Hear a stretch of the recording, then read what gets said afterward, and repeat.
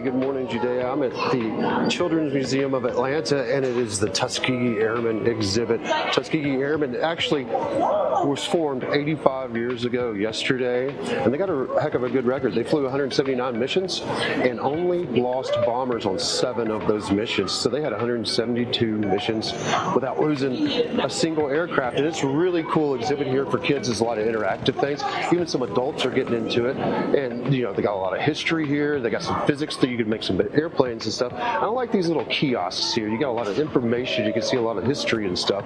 And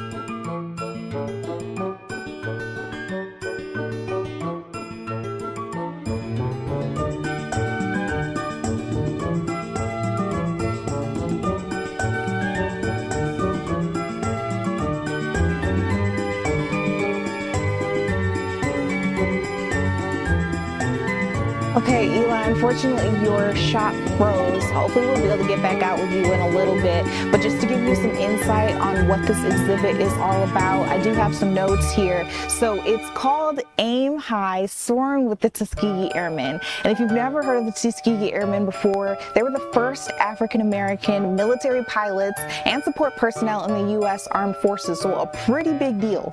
So this exhibit shows a little bit more about who they were, some of the missions that they were able to go on, and keep in mind that this was all during a time where racism was very much so well and alive. So while they were risking their lives to keep us safe here in the U.S., doing everything they could on the front lines, sometimes these men would come back home and not receive the warm welcome that every veteran should be awarded. And so having an exhibit like this is pretty cool, especially in our area, for children to learn more about their legacy, to learn more about the U.S. military in general, and the, I dare say, the sacrifice that these men and women have made in our lives. Specifically, these are African-American men that we're talking about, though. So hopefully we'll be able to get out to our Eli Jordan in just a little bit. I'm now seeing that we're having some technical difficulties too, so we'll take a step back. But earlier this week, if you didn't get to check it out, our governor, Georgia Governor Brian Kemp, delivered his final State of the State address. And in it, he talked about some news that were pretty big for your wallet, for your purse. I want to let you listen in to what he had to say when it pertained to tax breaks and incentives and a little bit of money that we might be owed when tax season rolls around. And the reality is that too many of our citizens are still struggling to make ends meet each and every day because costs are still too high. Groceries, rent, insurance, clothes for the kids, it all adds. Is Governor Kemp's last legislative session, and so we'll hear more about his priorities this session when he holds his State of the State address tomorrow morning at 11 a.m. here at the state capitol, Judea. Okay, 11 a.m., good to know. That means that we will have some coverage during our show tomorrow. So those of you guys who are watching with us, make sure that you're back with us, whether it's on YouTube, TikTok, whatever may have you. Deidre, will you be covering that tomorrow as well, like a recap? That's right. I will be in the House Chambers press box there. We'll be covering it from start to finish, and of course, reaction following the address tomorrow. Thank you so much for joining us here, talking us through what happened this morning. We are all looking forward to seeing what he talks about tomorrow. Now, from his last Edison Issues breakfast as governor to his first bill coming across across his desk. I want to talk to you guys about this gun storage bill that has come across, hoping for Governor Brian Kemp's signature.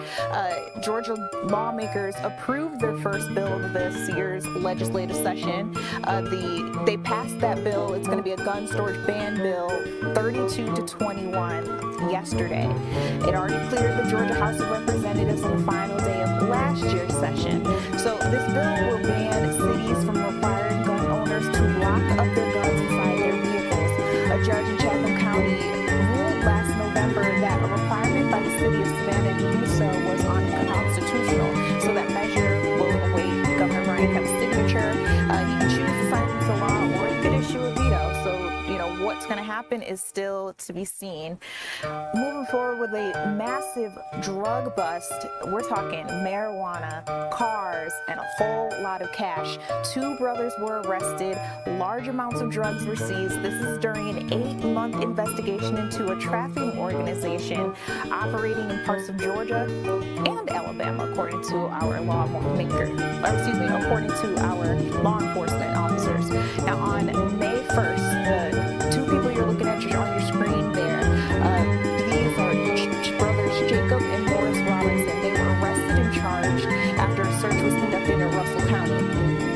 Now, over the course of the investigation, authorities recovered 38.2 pounds of marijuana and estimated street value of $170. They also said everyone would admit that the 2, Bill Clinton and Jeffrey Epstein, spent a lot of time together. Let's actually listen into what they had to say.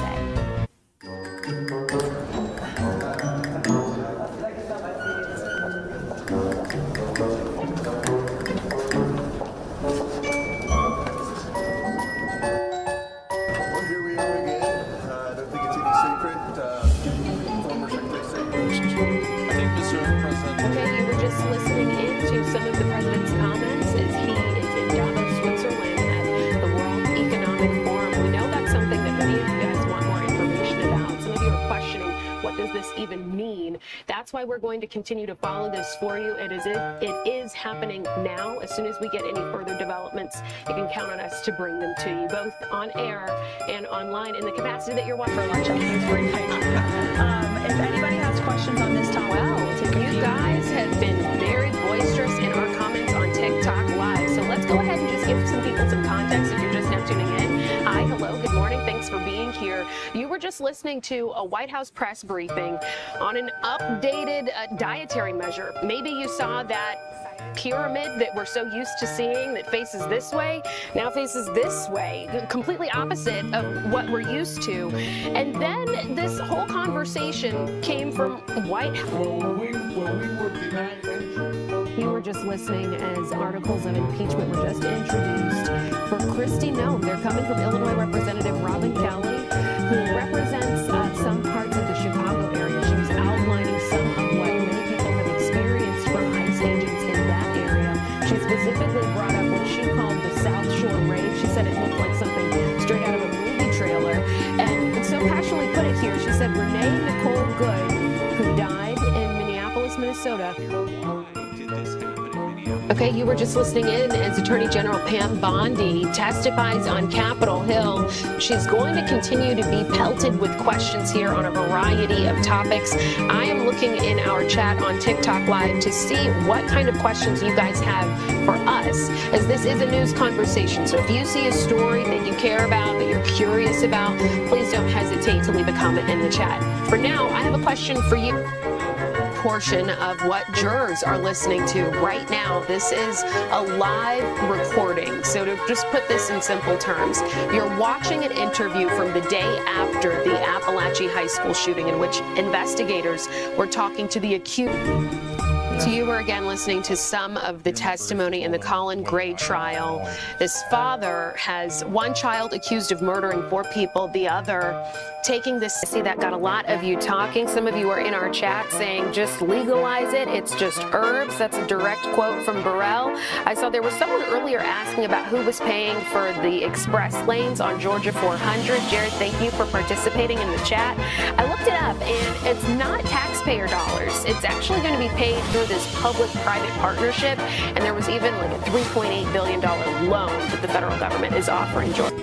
Well, you were just listening to Maria Guzman interview someone from the Salvation. You were just listening to a CIA whistleblower's testimony. He argues that the government was trying to cover up the COVID-19 pandemic. I know that this has started to get some of you guys commenting in the chat. We appreciate you being a part of our news conversation. If you'd like to watch more of this, just download the free Fox Local app, and we will have more information on this billion, actually. Thank you all for listening in fund the Coast as Guard. we await to hear To bring from the President Coast Donald Guard Trump, back. who's supposed to be speaking at a Coast Guard Academy graduation for long years, and they have finally made it. So if you're interested in seeing some of that speech, just stay with Fox 5. We like to keep you posted on these sorts of happenings. But we also hope that your heart just breaks for those families. You know, those people woke up, they went to work. I've been sitting here taking notes from that press conference. I'm not sure if you were able to hear me, but I've been sitting here taking notes. And also, you were listening live as the president prepares to sign a $70 billion bill to fund